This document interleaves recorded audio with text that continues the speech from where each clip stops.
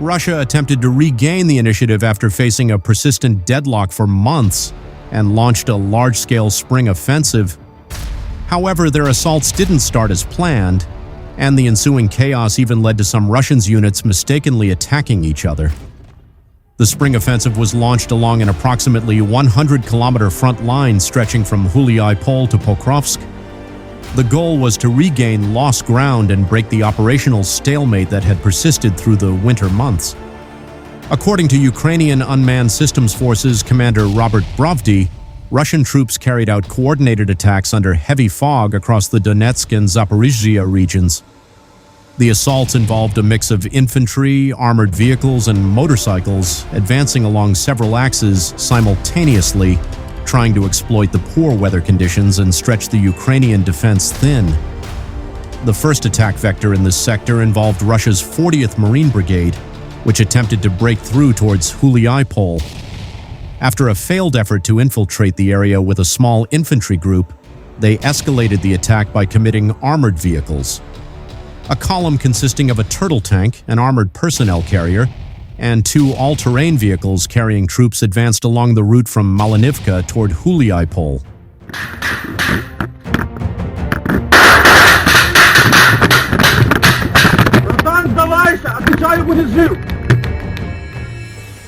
The movement was detected, and despite the heavy armor and quick-moving elements, coordinated drone strikes halted the assault and destroyed the vehicles one by one.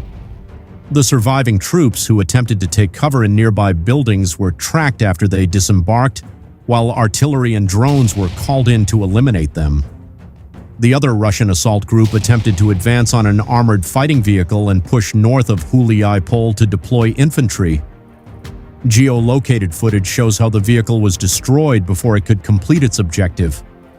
The dismounted troops who attempted to take cover among nearby pipes were subsequently targeted and eliminated by Ukrainian FPV drones. What began as an attempted mechanized assault quickly unraveled, ultimately resulting in the complete loss of an entire Russian mechanized company. Further north, geolocated footage confirms another unsuccessful Russian assault toward Novopavlivka, carried out by 5-man infantry groups in broad daylight, which is not the usual Russian tactic that favors groups of up to 3 soldiers crawling through the night.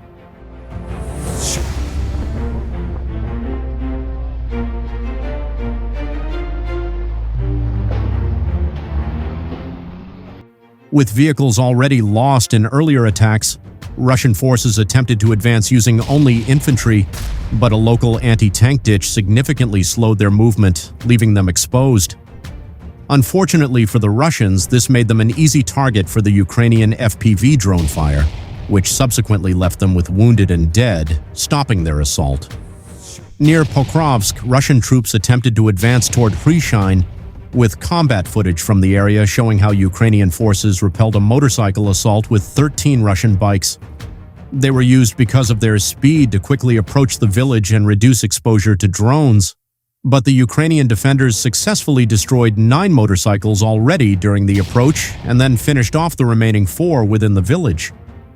The surviving soldiers were then targeted by FPV drones, resulting in the death of the whole assault group.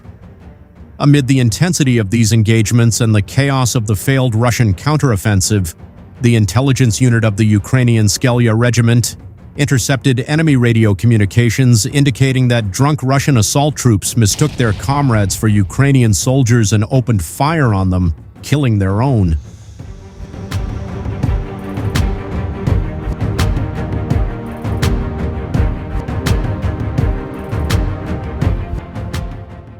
This incident highlights the lack of discipline as well as communication between units within Russian ranks, where continuous Ukrainian strikes, inadequate preparation, and pressure from the high command to always push forward contribute to confusion, disorganization, and mounting losses without meaningful gains. Despite Russian efforts, the offensive resulted in heavy losses, sustained by the Ukrainian drone strikes, which played a decisive role, continuously detecting and targeting advancing units, which slowed momentum and left Russian forces exposed to repeated precision attacks. Russian forces suffered record losses during their attempt, achieving a record 1,710 personnel losses in a single day, along with 3 tanks, 11 armored vehicles, and 29 artillery systems, underscoring the scale of their failure.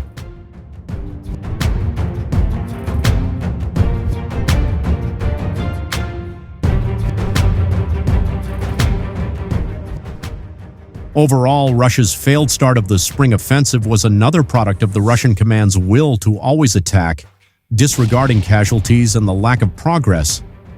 Throwing manpower across a long and well-protected front line proved fatal, leading to chaos and Russian soldiers intoxicating themselves to cope with the harsh reality of war. As substance abuse is increasingly rampant among Russian troops, while units lack coordination, friendly fire incidents and disorganization will only increase as the Russian command continues to pursue any result at any cost. Reports of substance abuse among Russian troops further point to declining morale and deteriorating conditions on the front.